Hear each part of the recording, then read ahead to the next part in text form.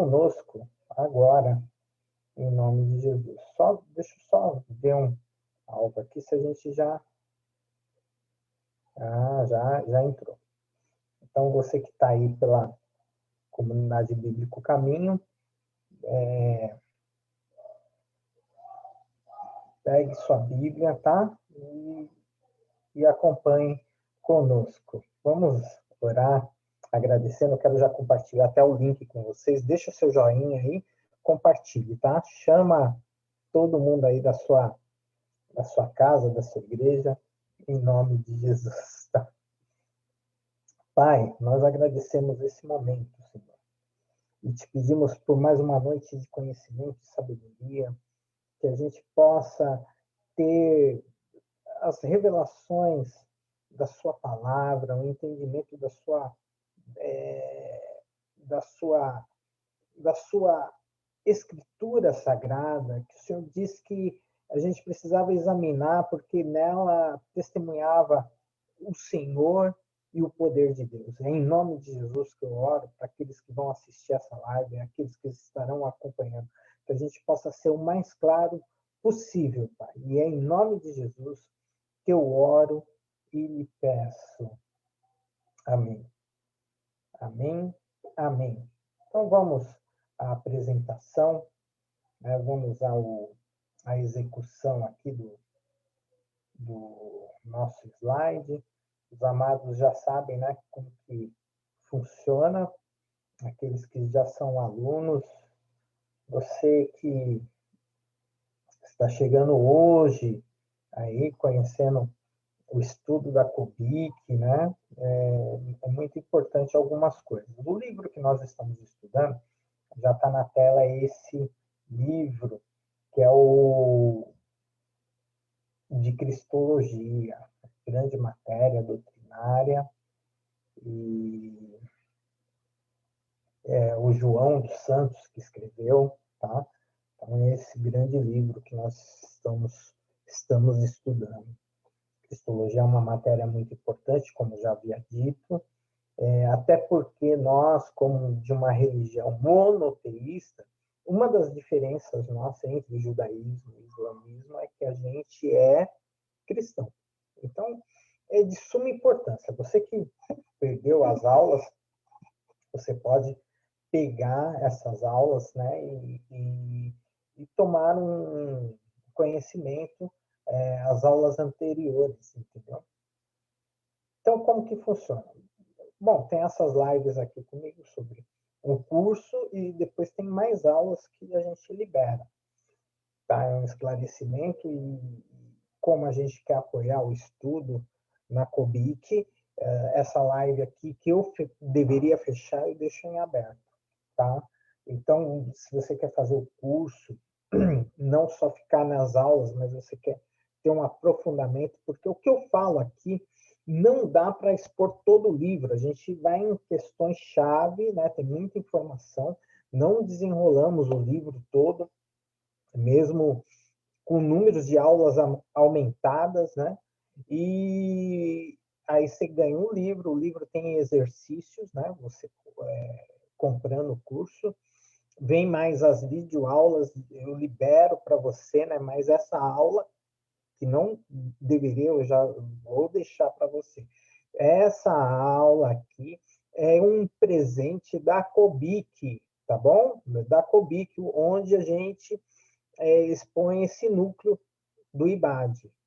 E aí, as videoaulas gravadas, eu libero mais 4 videoaulas, provas online ou impressas, aí você vai definir se você consegue imprimir, se você consegue fazer isso pelo seu celular, pelo tablet, pelo seu PC, seu computador, seu notebook.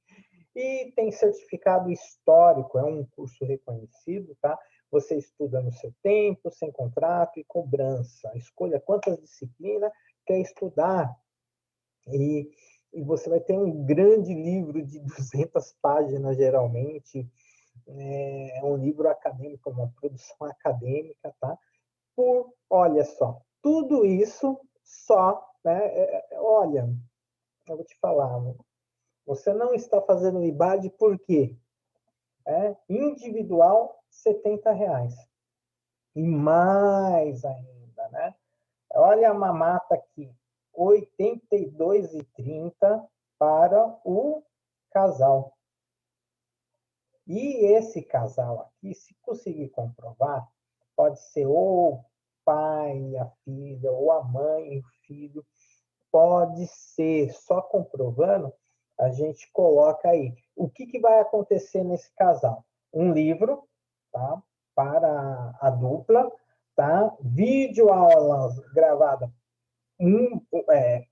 para cada um, essa aula, né? Pode assistir junto ou não, a live também, prova uma para cada, tá? E o certificado um para cada. Não vem um histórico, só um certificado, não, é dois certificados. E depois vocês podem pedir a carteirinha individual, tá? Tanto no casal, tá bom? Então, olha a mamata aqui, R$ 70 a aula, livro, tá? Não é apostila, não é, tá? É livro impresso. Olha só como que é as coisas, entendeu? Então, aproveite, entre em contato conosco, entre no grupo de WhatsApp, tem disparado aí um grupo de WhatsApp, já começa, já faça a sua matrícula. Matrícula é R$ 25, tá bom? E já inicia com a gente, em nome de Jesus, uma bela coleção, que isso daqui vai ficar pro resto da vida, tá? A gente tem um grupo, depois você pode tirar suas dúvidas comigo, aquilo que você não entender. Depois você tem ainda o PDF da aula, o resumo da aula. Meu irmão, só não aprende quem não quer. E tem outro, o curso é circular, onde você começou, é onde que você termina, meu irmão. Então não tem essa, tem que esperar o bimestre, o trimestre, o semestre. Não, comece hoje com a gente, tá? Aberto, tá? A teologia tá aqui, ó, os 24 livros que você vai estudar conosco. Participe dessa. Não fique de fora. Os livros coloridos, né? Fica bonito na estante. Isso é para o resto da vida. Hoje, nós vamos falar sobre ainda a controvérsia, né? O desenvolvimento histórico da cristologia, e vamos falar que é a resolução calcedoniana, né? Esse é um grande, depois do grande debate da controvérsia ariana, agora nós vamos entrar numa resolução calcedoniana, uma discussão, um debate de novas heresias, né? E ainda vindo de dentro da igreja para fora, tá? Então, te convido a agora pegar o seu papel, caneta, deixar aí. Você que está estudando com a gente, eu vou passar rápido aqui o, os slides, porque agora, agora, né? Agora as coisas vai complicar, né? A gente vai entender um pouco. E eu tenho falado isso para vocês, que boa parte, hoje, dessas heresias antigas não está em um grupo herético, só fora da igreja. Não, está dentro da igreja. Como ela surgiu dentro da igreja, ela está dentro da igreja.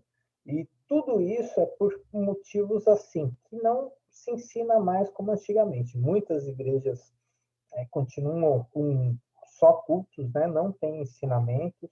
Quando tem um ensinamento, é um ensinamento mais dos livros, né? Num debate, pontos teológicos sistemáticos, né? Os pastores hoje, a maioria já não tem dado uma doutrina assim de grande persuasão, né? De sustentando, né?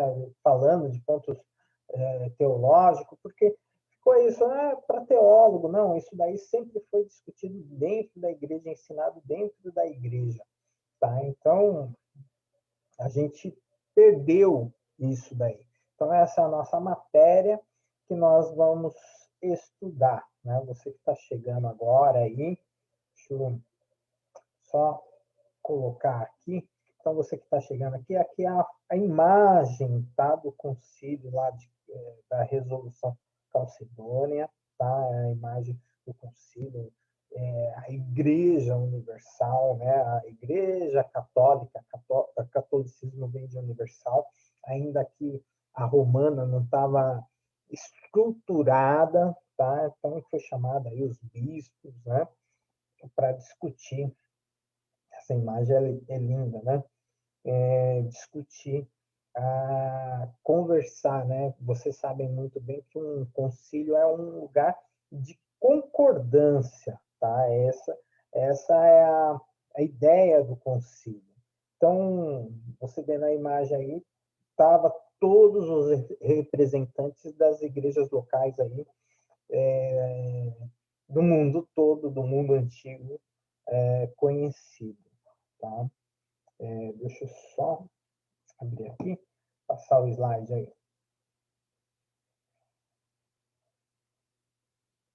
Então, nós vamos ler aqui 1 João, 1 João, né? 1 João 4, 2 e 3. É o texto aqui, tá? Então, nisto conhecereis o Espírito de Deus. Todo espírito que confessa que Jesus Cristo veio em carne é de Deus. E todo espírito que não confessa que Jesus Cristo veio em carne não é de Deus. Mas este é o espírito do anticristo, do qual já ouviste que há de vir, e eis que está no mundo. É um grande texto. E a gente se comprometeu, né, com vocês de lerem, né? De lerem João, né? O Evangelho de João. E eu quero falar para vocês que se não leu, leia, tá? É muito importante para nós que você leia o Evangelho de João todinho. Esse era o nosso compromisso, tá? De ler o Evangelho de João e fazer um treinamento, principalmente no primeiro capítulo de João, né? Pegar todo o primeiro capítulo e ir lá tirar Jesus homem, Jesus Deus, né? E ver os conceitos, o que você poderia falar do Jesus homem e do Jesus Deus. Você fez esse exercício? É de suma importância, tá? É de suma importância. Então, os escritos, né, os escritos do apóstolo João poderiam ter, né, como propósito refutar não somente a heresia docetista, né, como outras também.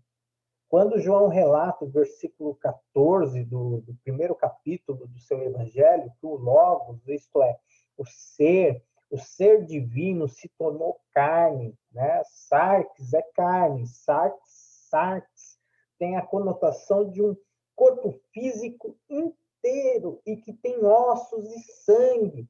E diante disso, ele estaria refutando a ideia de que Jesus não era um ser de carne imaterial. A gente tem que pensar, porque toda a heresia, todo o problema herético, todo o problema da cristologia em si ora, ou Jesus é divino, ora o Jesus é homem. Né? Então, para nós, isso daí é a maior complicação e que está dentro hoje das nossas igrejas. Né? Ora, Jesus é homem, ora, Jesus é Deus. E agora não está somente em alguns centros heréticos, como citei a aula passada. Não, ela está dentro das nossas igrejas, está dentro da nossa coinonia, está dentro da nossa comunidade, está dentro do nosso arraial essa dúvida.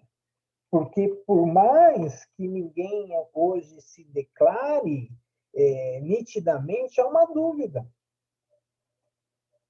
Há um pensamento. E é isso que nós precisamos pensar, porque quando chega a seitas, eles não pensam duas vezes. E hoje, com esse evangelho que ele está na rede, nem todo pastor que se ouve, né? Já na época das rádios já era uma dificuldade de compreender e entender isso, e havia grande mistura, né, de pensamentos. Hoje, com a internet, isso daí é muito maior. E eu falo isso para você, pastor amado, meu querido líder, estudioso da palavra de Deus. Então, nós vamos abrir aqui em João, capítulo 1, verso 14. Eu vou compartilhar aqui na tela com vocês. Né? Olha só que o que o texto fala lá em 1 João, capítulo 14. Olha aqui. Capítulo 1, né? João 1, Evangelho de João 1, primeiro capítulo, verso 14. Aquele que é a palavra tornou-se carne. Tá vendo? Então, como que pode Jesus ser um ser divino? Tá? Aquele que é a palavra tornou-se carne, tá? E como eu expliquei, é sarx, é carne, é fisiológico, é biológico, e viveu entre nós, ok? Foi um ser humano que viveu entre nós, ok? Vimos a sua glória, glória como unigênito vindo do Pai, cheio de graça e verdade. Tá aqui, tá? Então, anota aí. Nós vamos usar muito esse versículo aqui para explicar, né, esses debates aí da resolução calcedônia. Tá bom? Anotou? Vou voltar lá para o slide, tá? Vamos lá? Então, nós temos aqui, como eu disse, né? Sarx, anota aí.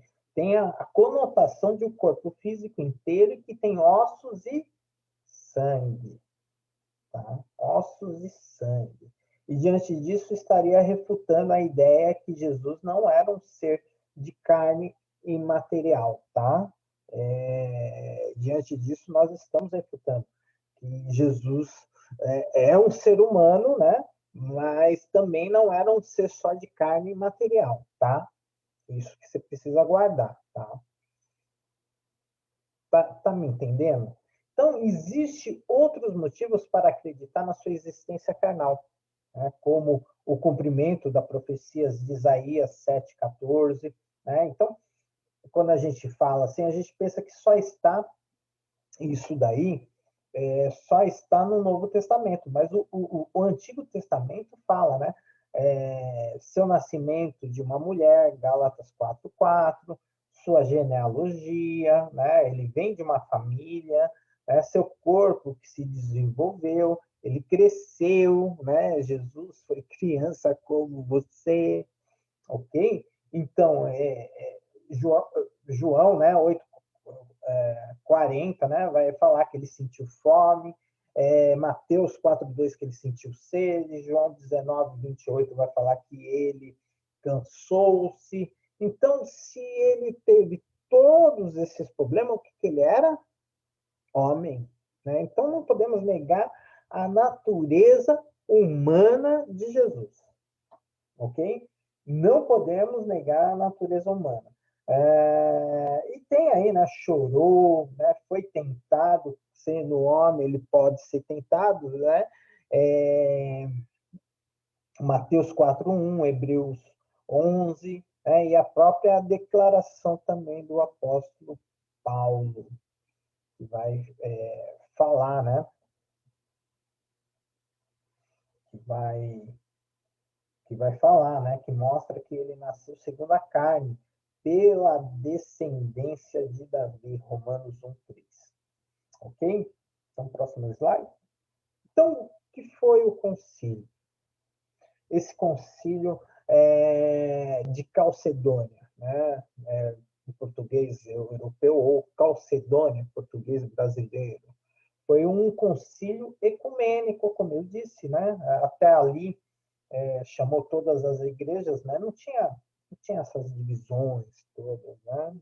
Então, foi realizado em 8 de outubro de 451 em Calcedônia, uma cidade da Bitínia, na Ásia Menor, frente a Constantinopla. Foi o quarto dos primeiros, né? Foi o quarto concílio, o quarto concílio muito importante, né? 7 concílios aconteceu em toda a história, né? Que reuniu todas as igrejas, né? Do cristianismo, sendo convocado esse pelo imperador Marciano, tá? Com a finalidade do quê? De anular o concílio regional de 449, conhecido como o Segundo Concílio de Éfeso. O seu objetivo principal era afirmar a doutrina católica ortodoxa, tá? A doutrina, quando eu falo católica, não é a romana, tá? Mas afirmar uma doutrina universal para as igrejas que não tinha essas placas, não tinha essas, né? Contra a heresia ensinada por Eutiques, tá? Então foi Eutiques, né? Relativa ao monofisismo, tá? Olha só, depois do arianismo, depois do sabialismo, depois do gnosticismo, surge o quê? Eutiques, tá? O monofisismo. Vou explicar já para você o que é isso. Se você tiver uma dúvida da aula anterior, pode colocar aí. Se você tiver uma pergunta, se você estiver indo muito rápido, pode nos falar aí, deixa aí seu pensamento no chat aí sobre a aula. O concílio também declarou a dualidade humana, olha, o concílio declarou a dualidade humana e divina. Olha só, a cristologia ela sempre nesse problema, ora humana, ora divina, né? De quem? De Jesus, a segunda pessoa da Santíssima Trindade, além de abordar sobre questões de disciplina e sobre jurisdição eclesiástica. Então, o Concílio de Calcedônia é numerado como sendo o quarto concílio ecumênico pela Igreja Católica, Igreja Ortodoxa, né? Porque se tinha a ocidental e a oriental, e a maioria dos protestantes, né? No entanto, por não concordarem com uma conduta e os procedimentos dos concílios ecumênicos, surgiu assim desse o cisma, né? Entre as igrejas. Bom, os seguidores do concílio acreditam que sua mais importante conquista foi a definição do credo, né? Que os calcedônios acabaram definindo e afirmando que Jesus é perfeito, tanto na divindade quanto na humanidade, ok? Lembra que a gente falou que Jesus não é 100% humano, nem 100% Deus. Vocês lembram disso? Coloca aí quem lembra dessa aula. O que é essa união, né, que a gente chama? Né, que você tem que falar, Jesus é humano e Jesus é Deus. Acabou. Não é duas divindades. Né? É uma divindade. Jesus é Deus. Humano e Deus. Tá entendendo? Tá fazendo sentido para você? Então, a esse concílio que ficou cravado isso, né? Que Jesus é perfeito tanto na divindade quanto na humanidade. É esse mesmo, é na verdade de Deus e realmente é homem. Os julgamentos e definições do concílio divino marcaram um ponto na virada significativa dos debates. Isso ficou firmado. Por isso que é importante. Agora nós vamos estudar, ver o que foi esse eutiques, né? Ou monofisismo. Se você tiver alguma dúvida aí, não entendeu, segura aí que eu vou falar ainda mais para frente, tá bom? Sobre o concílio. Então, o que é o monofisismo? Tá aqui. É a crença que Jesus possuía apenas uma natureza divina e não uma natureza humana, ok? Então, está lá o Jesus homem, mas ele não possui uma natureza humana. Ele possui uma natureza divina. Isso que é o monofisismo. Tá? Mono, né, aqui do grego, único, e fisismo de natureza. É o ponto de vista cristológico que defende que, depois da união do divino e do humano, né, a união do divino e humano, na encarnação histórica, Jesus Cristo, como encarnação do Filho, o Verbo, Logos de Deus, teria apenas uma única natureza, a divina, e não uma síntese de ambas. O monofisismo é contraposto pelo diofisismo, né? Que defende que Jesus preservou em si as duas naturezas. Está entendendo? Faz sentido para você? O que é o monofisismo? Que Jesus ele não era humano, ele tinha uma natureza. E qual era a natureza? Divina. Está entendendo? Consegue compreender isso? Que foi ensinado em 450, no século V. Então, nesse embate, surgiu, né, como todas as controvérsias, surge também as suas ramificações. E surgiu aí duas linhas de pensamentos, ok? Então, nós vamos ver aqui qual foi a linha de pensamento que surgiu, né? O apolinarismo e o eutiquianismo, né? De Eutiques. Né? Historicamente, esse monofisismo se refere primordialmente à posição dos que, especialmente no Egito, né? Em menor grau, na Síria, rejeitaram as decisões do concílio de 451, o quarto concílio ecumênico. Os membros mais moderados, né, entre eles, porém, defendem uma teologia miafista, né, que se tornou oficial para igrejas orientais e ortodoxas. Muitos orientais e ortodoxos, porém, rejeitam essa classificação. Né, não chamam assim, mas, porém, usam essa ideia do Jesus divino, né? Mesmo como um genérico, mas amplamente utilizado na literatura histórica. Está entendendo? Então, vamos lá. Próximo. Então, como eu disse, surgiu duas vertentes, né? O apolinarismo e o eutique, né? Do eutiquianismo. E o apolinarismo ele foi formulado por Apolinário de Laodiceia. Ele ensinava que Jesus possuía um corpo humano, mas um nous divino. O nous era um termo usado por filósofos gregos para denotar o poder de compreensão, a mente, a alma racional de um indivíduo. Bem sofisticado esse pensamento, né?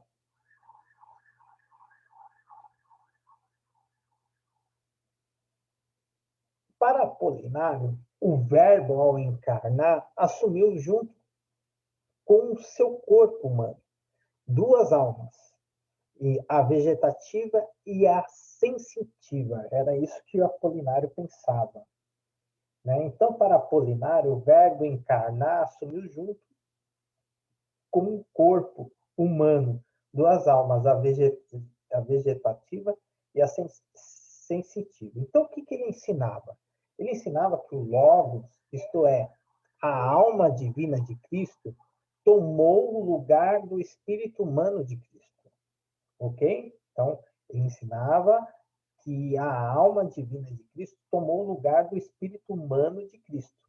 E ele acreditava na tricotomia, isto é, na doutrina que ensina que o homem é composto de três partes, que são alma, corpo e espírito, mas para ele, Jesus possuía a alma humana como o corpo humano, mas o espírito humano foi substituído pelo Logos divino, ou seja, pelo Espírito de Deus.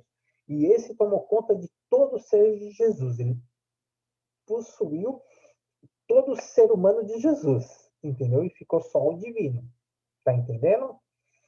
Tá fazendo sentido? Então, ele tomou conta de todo o ser de Jesus. Por quê? Porque se assim fosse, o Logos, ou a alma divina, teria sido contaminado pelos pecados e pelas fraquezas humanas.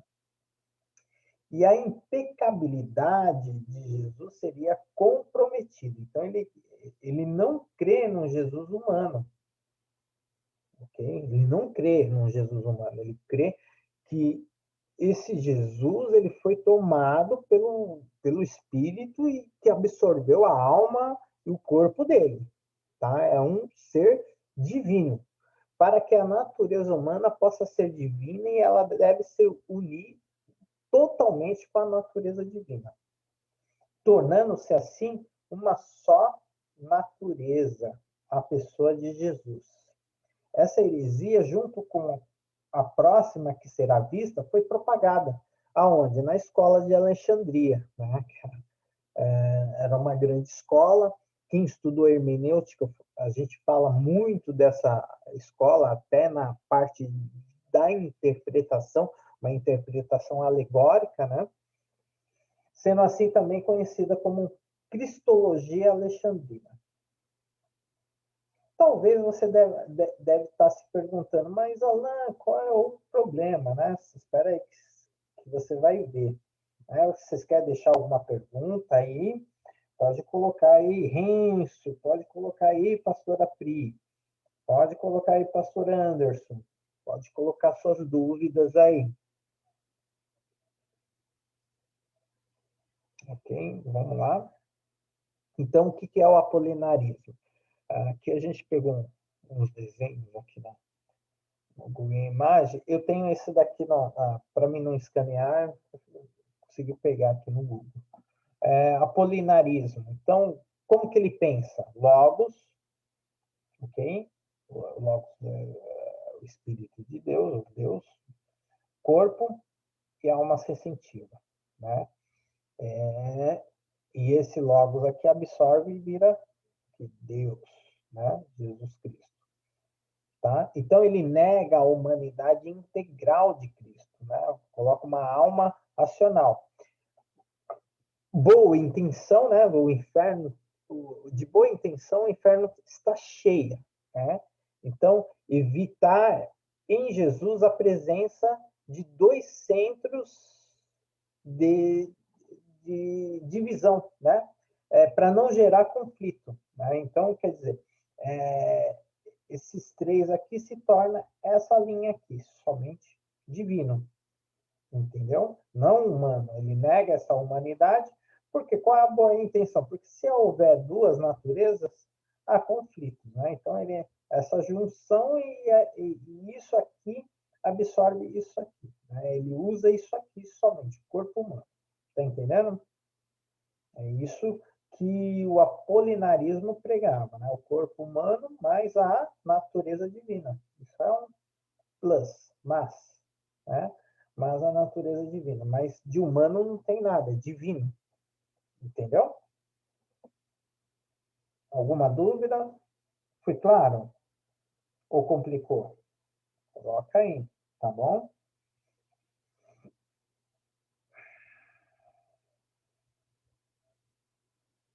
Próximo slide. Então, o apolinarismo, né? Agora nós vamos refutar. Aí, agora nós vamos tentar entender dentro da doutrina bíblica, né? A refutação do apolinarismo. É praticamente prático, entendeu? Então, refutando, né, esse momento o apolinarismo. Né? Deve-se recorrer mais uma vez a João 14, né, outra conotação de carne que é existente no grego, o sarx, né? Então, isso não é só o físico, mas também o modo geral de empregar aquilo que é humano, tá? Então, o verbo se fez carne e habitou entre nós, é isso aí, né? Em todas as propriedades humanas, em toda composição humana, tá? Não é somente uma carcaça que habitava uma divindade, mas era um humano mesmo, tá? Ou seja, quando é declarado nesse versículo que Jesus se tornou carne, né? Refere tanto ao corpo físico como também à natureza humana.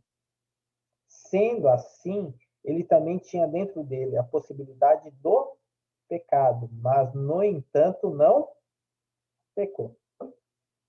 Ok? Poderia ser tentado, né? Jesus não foi tentado no deserto? Só sendo humano. Se ele não é Deus, ele não seria tentado. Faz sentido para você? O Renzo escreveu aqui para nós. O apolinarismo precisaria explicar, né, por que Jesus nasceu de uma virgem, então, já que eles alegam que não tinha uma natureza humana. Ô, Renzo, você foi num profundo do oculto, e nós vamos entrar nessa discussão aí, porque esse caso aí não é o apolinarismo, né, mas nós vamos entrar nessa questão aí que profunda. Você já está adiantando a aula. Ei, Renzo, grande Renzo, top, Renzo. Pensou além. Esse é o outro problema que foi gerado por causa disso. A gente vai falar aqui já, você vai entender.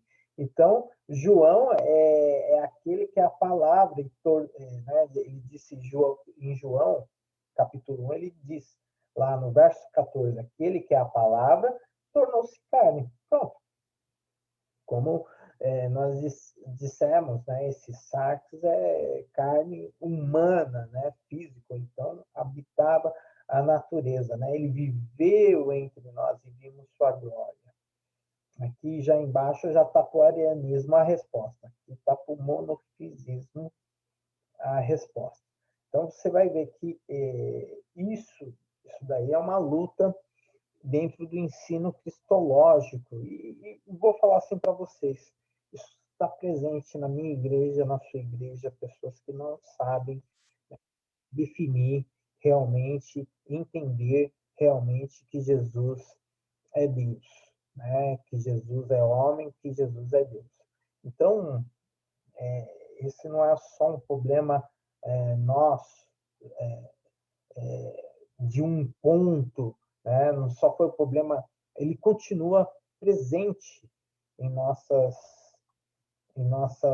igrejas, né? Então, eu quero que você reflita sobre isso e pense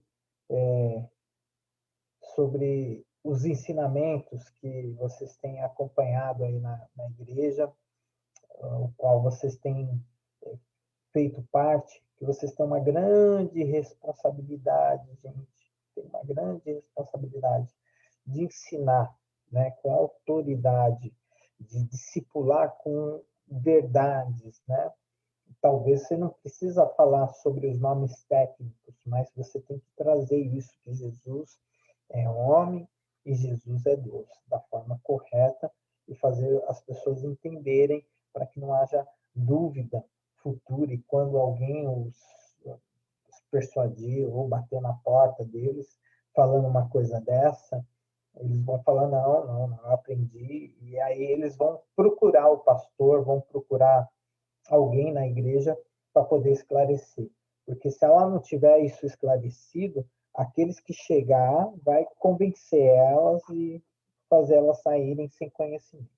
Ok? Então, vamos lá. Então, o grande texto mesmo é esse do João, primeiro João, de João, do Evangelho de João, capítulo 1, verso 14, né? O primeiro capítulo ali do Evangelho de João, né? Então, Jesus é humano, ok? O segundo, para a gente refutar o apolinarismo, né? Você precisa entender que Jesus precisou de se despir, né? A gente usa muito aquele texto, se esvaziou de sua glória, né? Ele se tornou humano. Por que ele se tornou humano? Essa é a grande parte nobre da graça, né? Que Jesus se tornou humano para conhecer as fraquezas do homem e se compadecer dele, né? Aonde está registrado isso? Em Hebreus 2,14. Então vamos abrir lá em Hebreus 2,14 para a gente confirmar isso aonde? Na Bíblia, né? Que fala, né? Jesus fala, examinais as escrituras, né? Porque é nelas, né? Que falam de mim e têm o poder de Deus, né? Hebreus. Então vamos lá, Hebreus 2,14, capítulo 2, verso 14. Está aqui, ó. Vocês estão conseguindo enxergar as letras da Bíblia aqui? Querem que eu aumente? Fala aí, tá? Então Tá vamos dando lá. para ver. Tá dando para ver? Tá bom. Então, Tá. obrigado, Camila. Portanto, visto que os filhos são pessoas de carne e sangue, ele também participou dessa condição humana. O próprio texto, né, refuta esse monofisismo, falando que Jesus era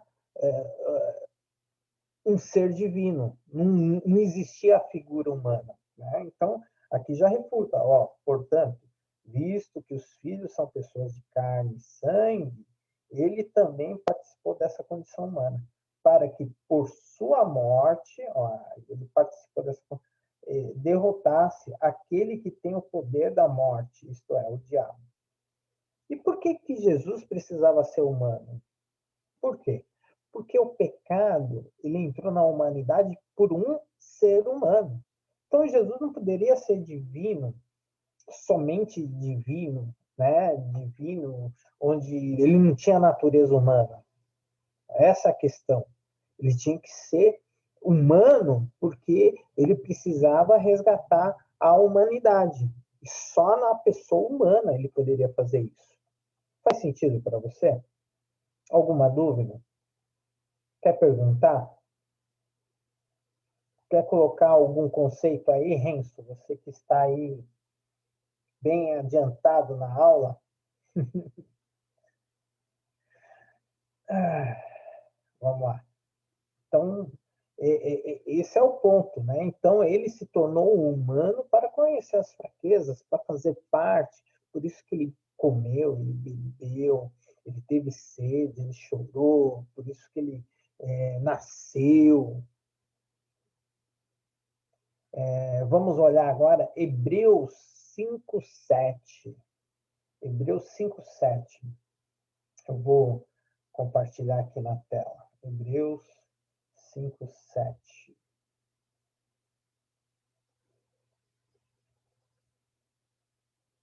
Hebreus capítulo 5, verso 7. Olha só o que Hebreus 5:7 diz. Durante seus dias de vida na terra, olha que tremendo, não estou compartilhando, né? Vamos lá, aqui para vocês. Hebreus 5:7. Durante seus dias de vida. Ué, né? Quem é que nasce, quem é que morre, quem é que tem dias de vida? Um humano. Pronto. É o suficiente para esses seres. Entendeu? Jesus ofereceu orações e súplicas, atitudes e ações o quê? Humanas. Em alta voz, com lágrimas, chorou, falou alto, orou alto, né? Aquele que o podia salvar da morte, sendo ouvido por causa da sua reverente submissão. Embora, sendo filho, ele aprendeu a obedecer por meio daquilo que sofreu. Né? Uma vez aperfeiçoado, tornou-se a fonte de salvação eterna, né, para todos que lhe obedecem. Ok? Então, isso daqui é tremendo, mostrando que Jesus realmente ele tinha a natureza humana. Tá entendendo? A grande Hanson já conceitou aqui. Jesus sofreu todas as tentações, porém não pecou. Isso mesmo, Hanson. Essa é a diferença. E como ser divino, se ele fosse só divino, ele não poderia ser tentado. Tá entendendo, Renzo? Tá entendendo, Tamira? Tá entendendo, pastora Pi? Tá entendendo, pastor Anderson? E se ele tivesse somente a natureza divina, como o monofisismo afirma, ele não ia pecar mesmo, né? Porque Deus não pode ser tentado, não é verdade? Mas ele foi tentado porque ele tinha o quê? Uma natureza humana. Isso é parte do ensinamento. Tá tudo na Bíblia, ok? Podemos continuar? Alguma dúvida? Vamos lá para o slide. Podemos ler aí também Hebreus 4, 14, né? E ainda do 14 ao 16. Eu vou pedir para a Tamira abrir para mim. Hebreus 14, 16, Tamira. Hebreus 14, 16. Do 4, 14 e 16. Hebreus capítulo 14? Hebreus capítulo 4, Ah, tá. do 14 ao 16.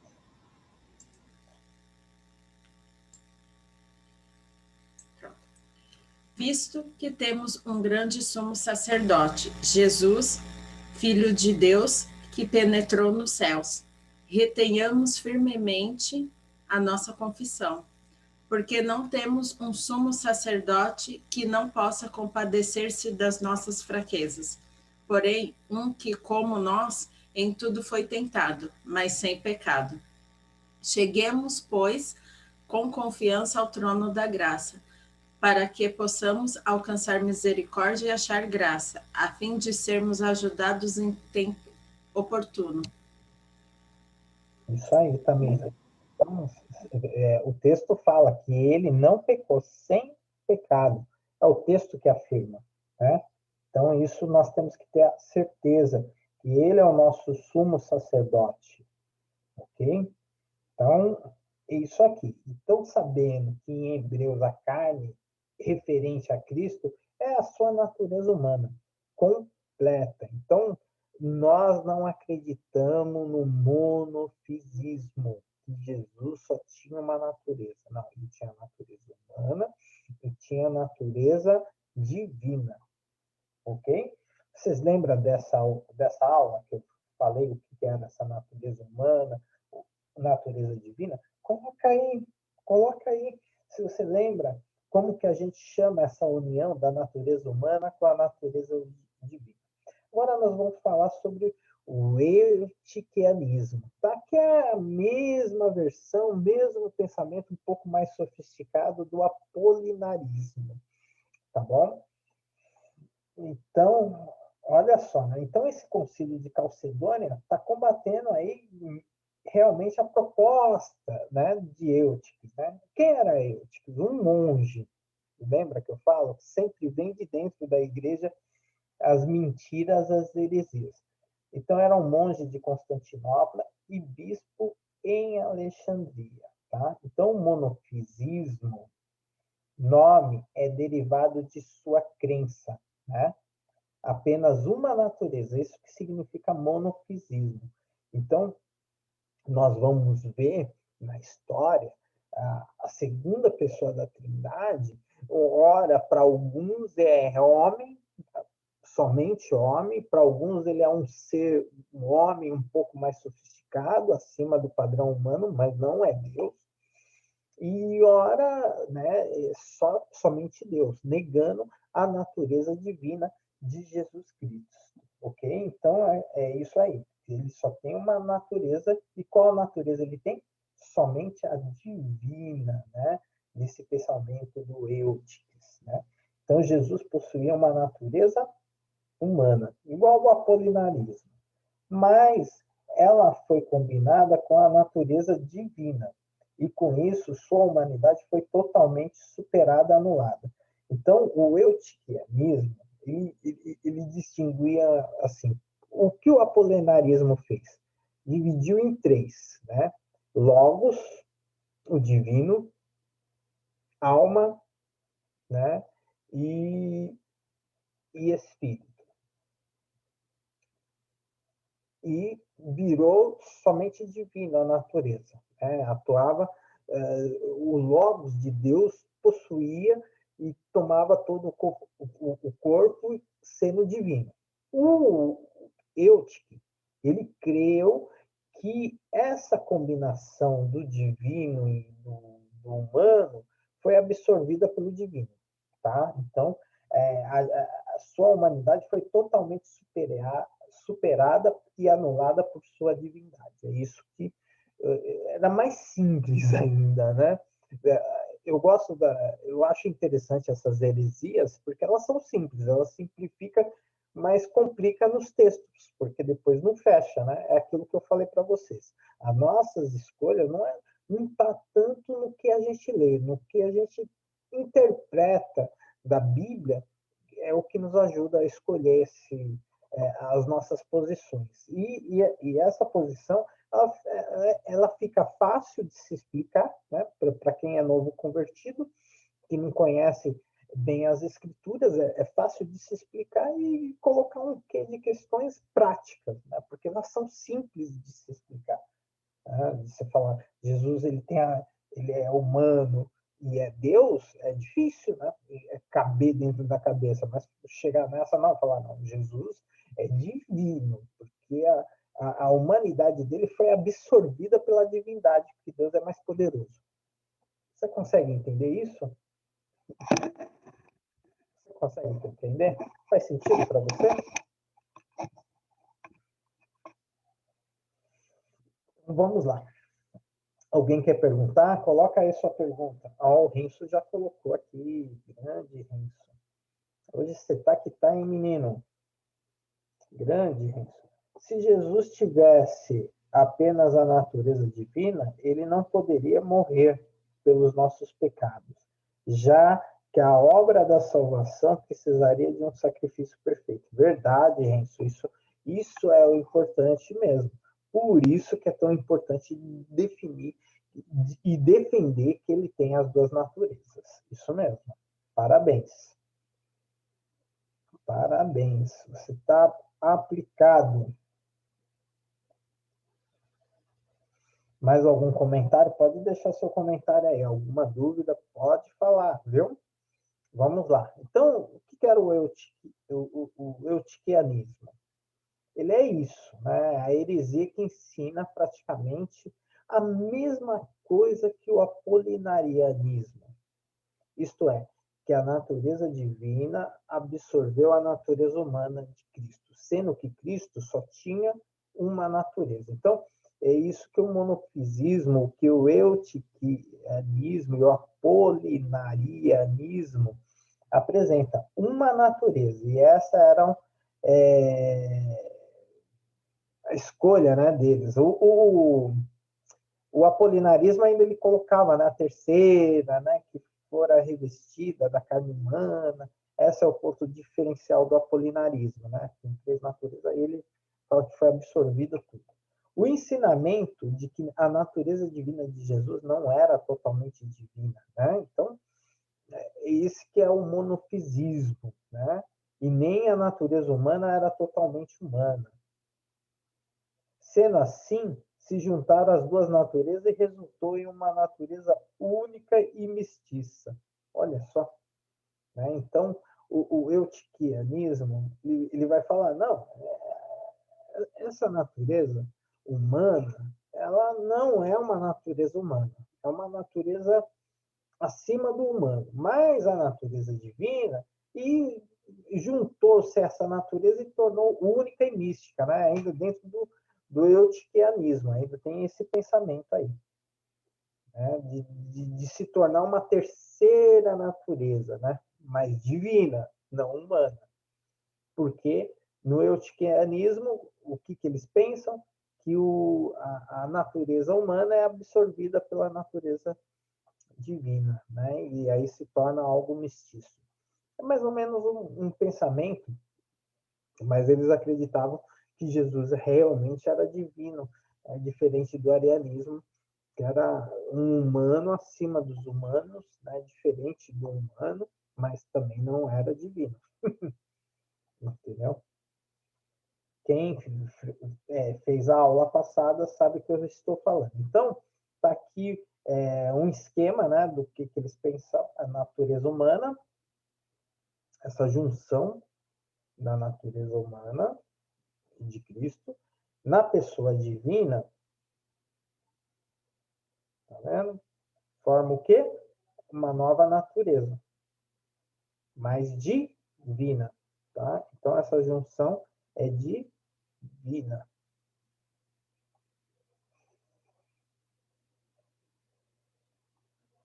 Esse misto, né? Esse misto quente aqui vira uma natureza divina. Ele não tem natureza humana, né? Então vira fica mestiço, né? Mas com a natureza divina.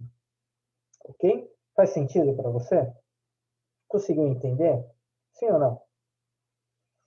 Se tiver alguma dúvida, só perguntar, né? Se eu não responder aqui, a gente responde aí daqui a um ano. Mas a gente responde. Brincadeira, gente. A gente responde sim. Bom, refutação apologética, né? Ou defesa, né? O que a gente, como que a gente se defende de um eutiquianismo monofisismo, né? Se vê no prólogo, né, de João, especialmente no versículo 1:14, né, que Cristo era um ser deificado, ou seja, ele era Deus, né?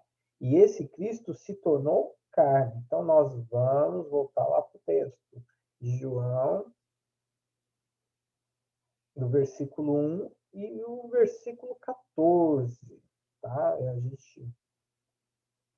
E você, estudou o texto, o capítulo 1 de João? Você conseguiu colocar os apontamentos que eu pedi para você? Muito importante a gente fazer esse exercício, amados. Né? A própria Bíblia, ela responde ela mesma. Tá? Então, vamos lá. Novo Testamento, Evangelho de João, capítulo 1. Vamos lá. Então, qual é o versículo? O primeiro versículo. No princípio era aquele que é a palavra. Ele estava com Deus e era Deus. Então, está aqui. Jesus é divino. Tá bom. Pronto. O texto fala que ele estava com Deus e era Deus. Sabe aqueles camaradas que batem na sua porta aos sábados? Então, manda eles explicar isso. Ele era Deus. Né? E aí você tem que pontuar, né? Conceituar o que precisa para ser Deus. Ok? Lá o verso 14, aqui embaixo. Olha só o texto. Aquele que é a palavra tornou-se carne.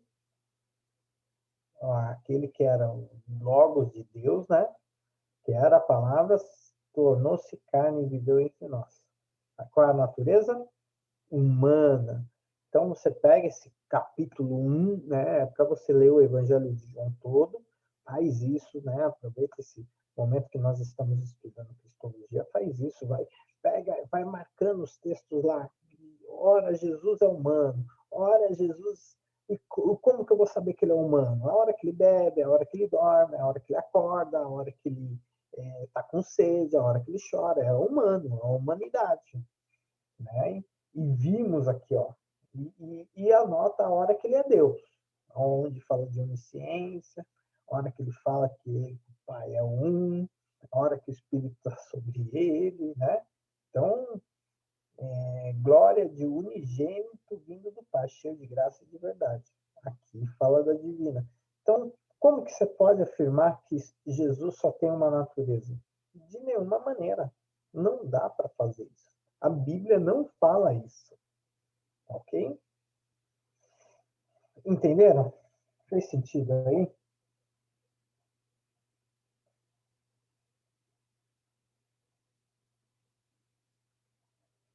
Eu pensei que o Renzo tinha mandado. Estava lá, tentando ler aqui.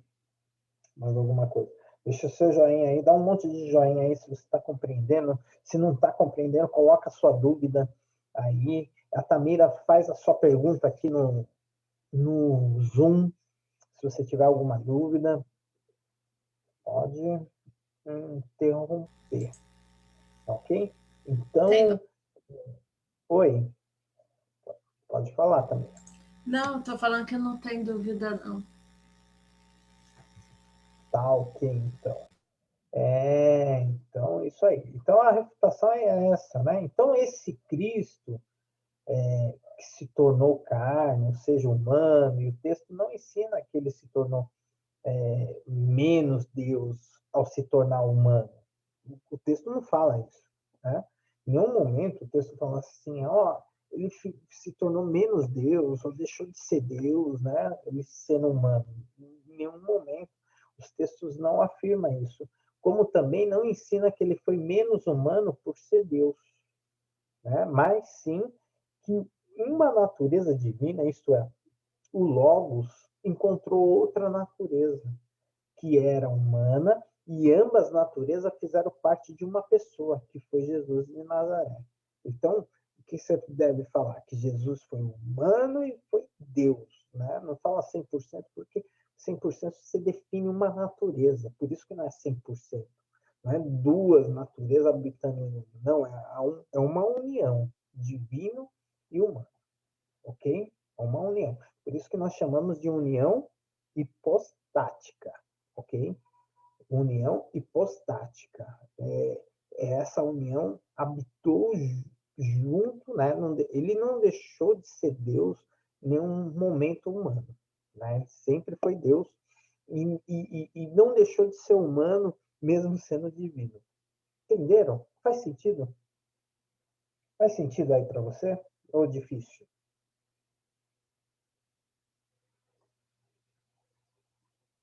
Podemos continuar? Então, a refutação apologética, ela continua, né? A defesa, né, da fé. Né? Ele, durante a passagem pela Terra, mostrou o divino. Né? Isso daqui que é legal. Por que divino? Na religião judaica, quem pode perdoar pecados?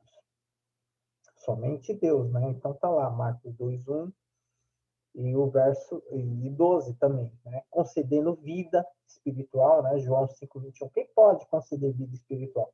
Somente Deus. Ressuscitando mortos, quem pode ressuscitar mortos? Está registrado em João 11:43. Então a gente vê as passagens, né, de forma que mostra que Jesus é humano, né? Nos evangelhos, todos os evangelhos mostram que Jesus agiu humano e mostra a sua divindade explícita, né? Ressuscitando mortos, concedendo vida espiritual, perdoando pecados, né? Porque isso quem poderia fazer? Somente Deus, mostrando sua onisciência, né? Ele sabia da sua missão, ele sabia que ia morrer, ele sabia, compreendia, mostrando a sua onipotência, ele estava ciente de todas as coisas, mostrando seu poder, né? Que é ressuscitando mortos, que é dando vista aos cegos, fazendo aleijados, todo poder, né? E ele afirmou, né? Todo poder foi me dado, e ele comparou, né? Todo poder é me dado no céu e na terra, né? E também mostrou, né? Se mostrou humano, como já foi visto, né? Nos textos que combate não só o eutiquianismo, mas o docetismo, o apolinarianismo, né? Então, portanto, nós temos que deixar gravado, Jesus era divino, mas também teve sua natureza humana. Ele era divino e humano, né? Essas naturezas estavam em Jesus. Faz sentido para você?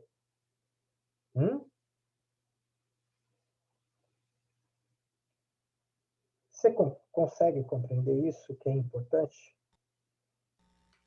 Você já Pastor, ouviu alguém falar diferente? Oi? como que Pode fala falar. então que Deus foi homem e foi Deus? Não fala, fala o que então? Se não pode falar 100% homem, 100% Deus. Aí fala como? Não, você fala que ele é homem e ele é Deus.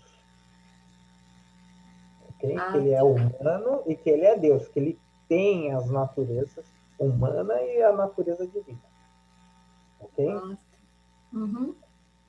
Isso a gente chama de união hipostática. Ok? Anota isso daí. Você vai receber no PDF, mas anota aí. União hipostática com H.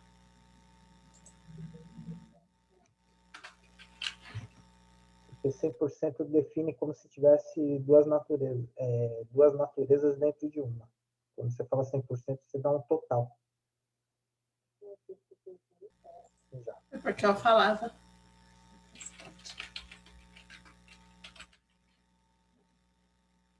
Você entende que não pode ser 100% homem, 100% Deus, porque quando você fala 100% é uma totalidade, entendeu?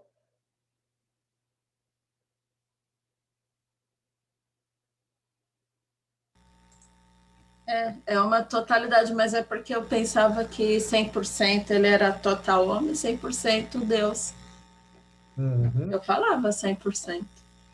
Ele não deixa de ser total, mas quando você dá 100%, você está dando. É como se tivesse duas naturezas. E eu vou falar sobre isso agora aí, para frente, tá? Ah, tá. Eu vou tentar Tá explicar bom, isso daí, para não confundir a mente de vocês. tá bom. Então, é a união hipostática, né? Jesus é divino e é humano, tá? Ele tem a natureza humana e tem a natureza divina. Ele não é uma hora uma coisa ou uma hora outra.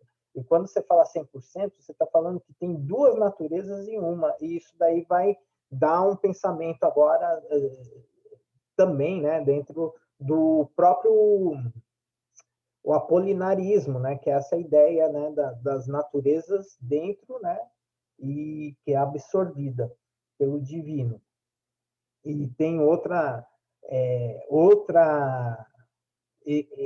conceito herético que é as duas naturezas dentro do ser, né, e gerando conflito. Okay? Então, só que, no entanto, pelas diferenças substanciais da natureza divina e humana, elas não puderam se tornar uma só natureza, mas sim participar de um só corpo, entendeu? Isso que vocês precisam entender, que a natureza divina e humana, elas não puderam tornar uma só natureza. Então, quando você fala 100%, você está definindo uma natureza, e não é o que aconteceu com Jesus. Ele é divino e ele é humano, né? Elas participam de um só corpo, o humano e o divino. Faz sentido? Será que ficou difícil?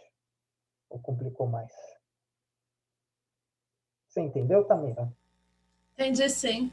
Obrigada. É que eu falava errado mesmo. Tá bom, então vamos lá. E assim, irmãos, é normal, tá?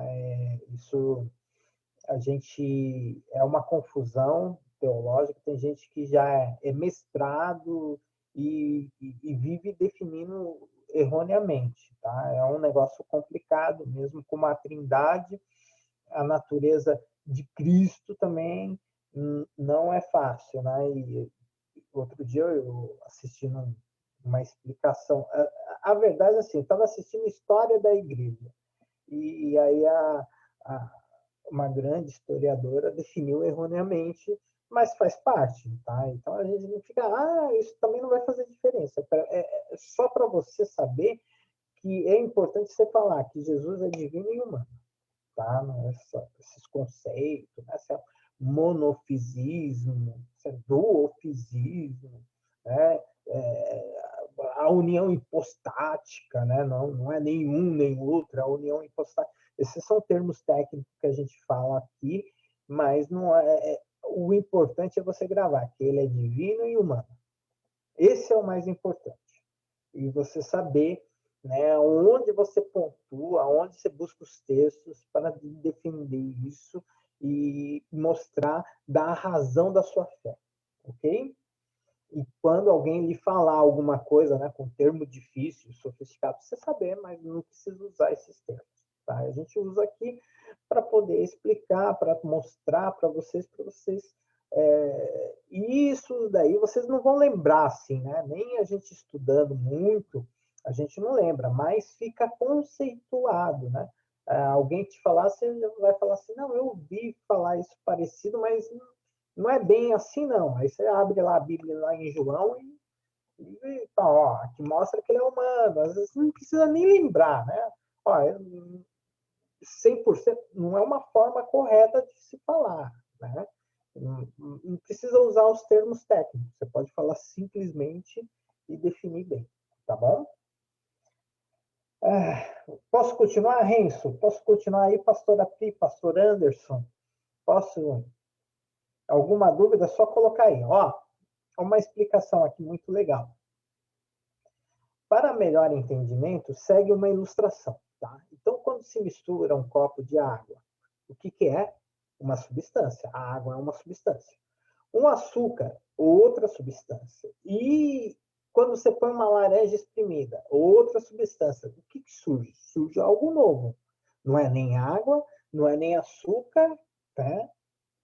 É um suco de laranja que vira, né? Algo novo, que seria um suco de laranja. Isso ocorre por essas três substâncias diferentes que podem se envolver entre elas. Né? Elas se envolvem entre elas. Porém, se você pegar um copo e colocar nela água, ou seja, é uma substância. Se você colocar o óleo, é outra substância. Elas não vão se tornar algo novo. Né? A água vai ficar água e o óleo vai ficar o óleo. Eles não se misturam, né? Eles ficam em cima, né? Pois não vão se misturar. E uma ficará por cima e a outra embaixo, pois são substâncias que não se misturam pela diferença de suas naturezas. Ok? Então, isso, assim foi também a realidade cristológica. Né? Ela não teve como produzir uma natureza nova, única e mestiça, tá entendendo? Usando esse negócio como suco de laranja, né? O eutiquianismo, ele está falando isso, né? Que criou uma nova, né? Algo novo, como você misturar água, açúcar e a laranja vira um suco de laranja. Não, a natureza humana e divina, quando você põe a água e que você põe o óleo, fica lá, né? O óleo em cima, a água embaixo, ela continua sendo água ali, né? E o óleo continua sendo óleo, tanto que você vê as gotículas de óleo dentro da água, ok? Então, é isso que é a união hipostática. Está ali o divino e está ali o humano, mas não se mistura, não cria algo novo, não se... Entendeu? Não criou uma raça nova. Jesus era humano e divino. Faz sentido essa explicação ou complicou? Difícil, né? Até para mim é difícil. Então, essas diferenças, ok? Então, o óleo e a água ali não se misturando. Então, sendo assim, as duas naturezas tiveram que ficar juntas, o humano e o divino. É uma união hipostática. Está lá o óleo e está lá a água. O humano e o divino. Faz sentido? Vocês conseguem entender isso? Em um só corpo? Conseguem entender? Então, vamos partir o seguinte. Vamos pensar aqui. Então, premissa A, ou premissa 1. Jesus teve duas naturezas que não tem como se compor em uma. Tá? Então, não dá para falar que ele foi divino. Entendeu? E a premissa B, Jesus teve um corpo, né, e foi uma pessoa. Conclusão. Por conseguinte, Jesus teve duas naturezas em um só corpo, sendo uma só pessoa. Fez sentido? Vou repetir.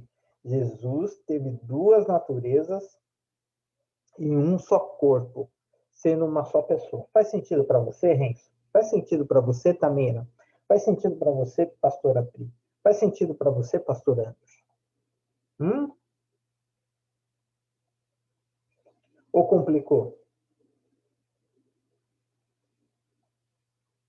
Posso prosseguir?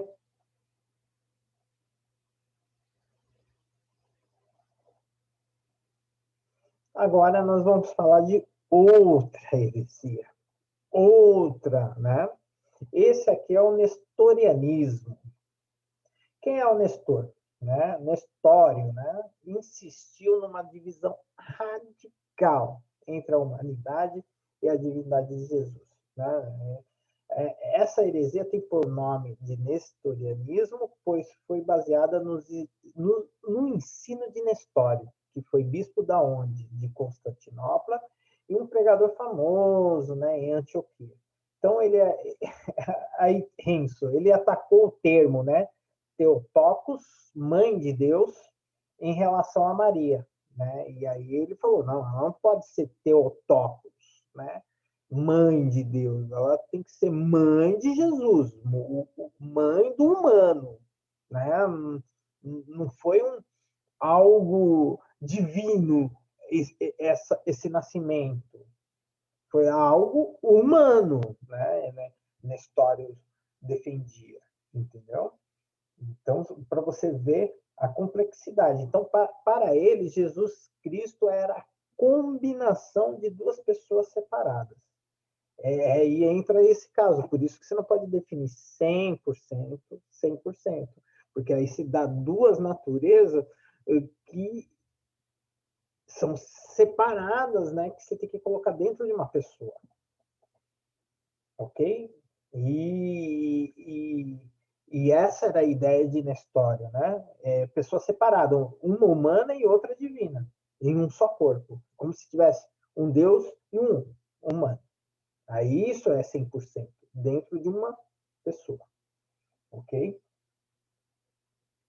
Faz sentido? Entenderam? Posso continuar, Renzo? Então, aqui está mais ou menos o esquema, como que ele pensava. Aqui, ó, união, tá? Nestório, né? Moral e vontade. Deus e homem dentro Jesus Cristo. Duas naturezas em uma pessoa, tá? Então, é o humano e divino dentro, tá vendo? Isso daqui, quando você fala 100%, você está definindo a ideia do nestorianismo. Entendeu? Por isso que não pode falar 100% homem, 100% Deus. Ok? Então, natureza divina, pessoa, natureza humana, né, nos atributos humanos. Ele queria que isso agia, né, dentro o Deus homem, Deus, né, dividido pela moral e o homem pela vontade, né? A divina, né, a pessoa divina e na natureza humana com os atributos humanos. Tá entendendo? E para refutar, né, esse pensamento, nós recorremos sempre lá ao Evangelho de João, né? Jesus, o homem, era unido ao Filho eterno, né? Mas sujeito a ele, e inferior por ser humano. Maria foi mãe desta pessoa humana de Jesus, mas não de sua pessoa divina. Olha só como que ele define, né? Esse pensamento aí que o Renzo comentou antes. Faz sentido aí, Renzo? Quer fazer alguma colocação? Quer falar alguma coisa, Tamira? Então, nós Não, vamos... tá tranquilo. Tá tranquilo, né? Então, você entendeu por que Tá você não pode falar entendendo. 100%, senão você cai no nestorianismo, né?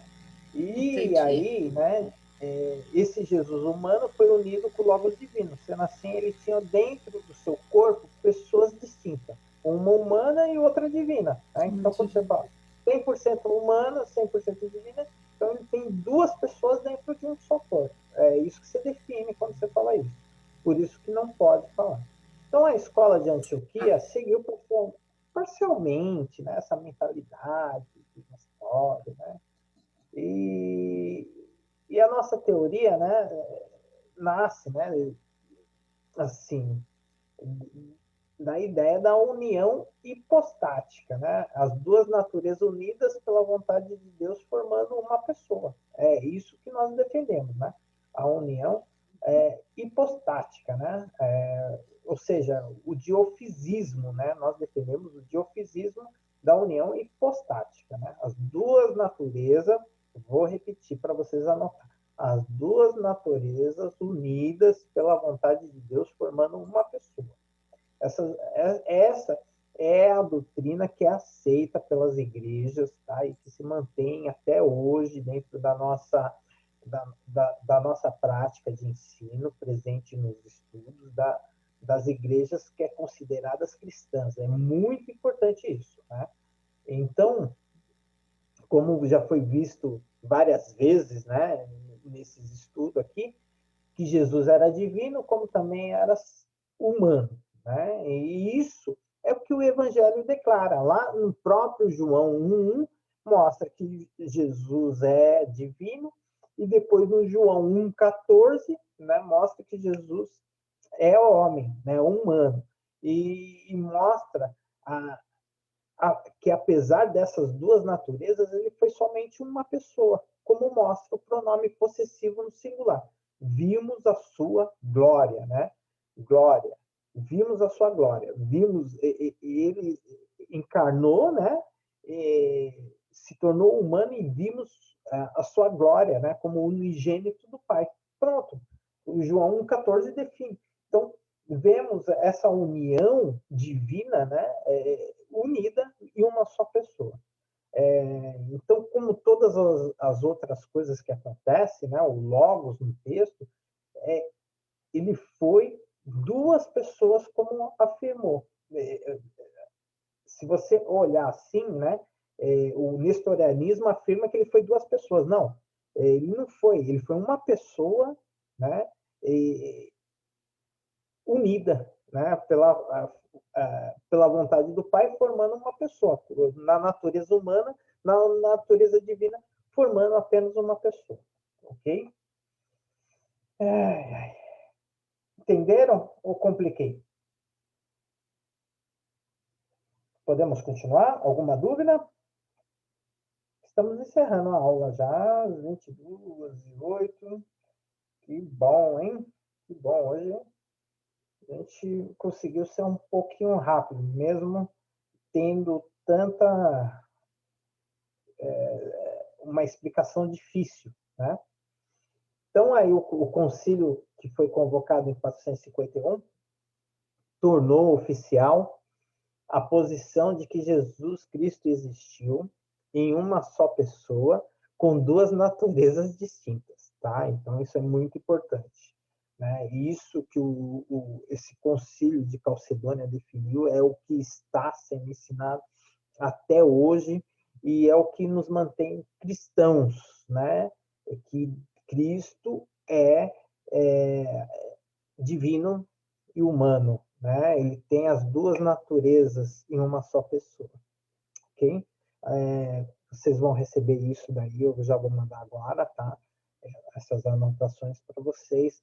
Mas se vocês anotarem, é bom sempre ter um caderno, anotar as aulas, os versículos bíblicos, é muito bom sempre ter à mão isso que você consegue fixar. Então, ele tem as naturezas distintas, porém igualmente manifesta, completa e indissolúvel humanidade e completa e eterna divindade. Isso ficou colocado lá, e o credo calcedoniano, né, produzida pelo concílio, tornou-se o resumo definitivo, gente, da cristologia cristã no mundo todo, resumindo os resultados dos debates dos últimos 4 séculos em uma só declaração.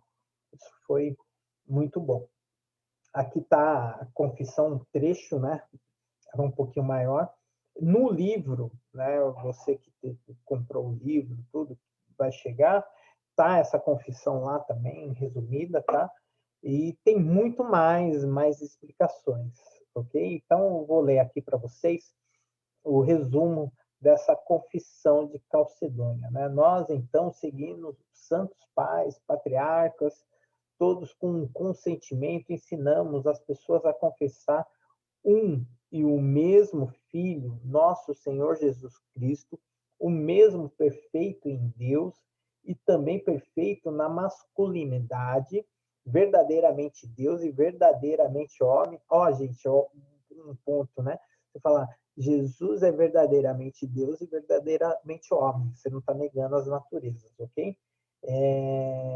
Verdadeiramente homem, de uma alma e corpo razoável, racional, consubstancial, essencial com o Pai, de acordo com a divindade, consubstancial conosco, de acordo com a humanidade, em todas as coisas como nós, sem pecado, gerado antes de todas as eras do Pai, segundo a deidade, e nestes últimos dias, para nós e para a nossa salvação. Nascido da Virgem Maria, a mãe de Deus, né? Mãe de Jesus Cristo, né? Segundo a humanidade, um e o mesmo Cristo, Filho, Senhor e unigênito, para ser reconhecido em 2 naturezas, inconfundivelmente, imutavelmente, indivisivelmente, inseparavelmente, tá ok? Os termos gregos aqui, em duabus naturis, aqui em latim, inconfusi mutability, indivisi inseparability, a distinção de naturezas não sendo de modo algum levada pela união, mas sim a propriedade de cada natureza sendo preservada e concorrendo em uma pessoa, prosopon, e uma subsistência, hipóstasis, ok? Não se separaram ou dividiram em 2 pessoas, mas um e o mesmo Filho, e só geraram Deus, a palavra, o Senhor Jesus Cristo, como os profetas desde o princípio declararam a respeito dele. E o próprio Senhor Jesus Cristo nos ensinou, e o credo dos santos dos pais nos transmitiu. Aqui está toda a explicação. Você guardar a confissão ou credo de Calcedônia, pronto, acabou. Né? Você guardou só isso daqui, está tudo explicado. Tá bom, meus irmãos? Vamos encerrar essa aula. Se você tiver alguma dúvida, se entendeu, pastor Api, pastor Anderson, é isso aí. Se você tiver alguma dúvida, você pode marcar seu raio-x teológico com a gente, marque aí sua dúvida.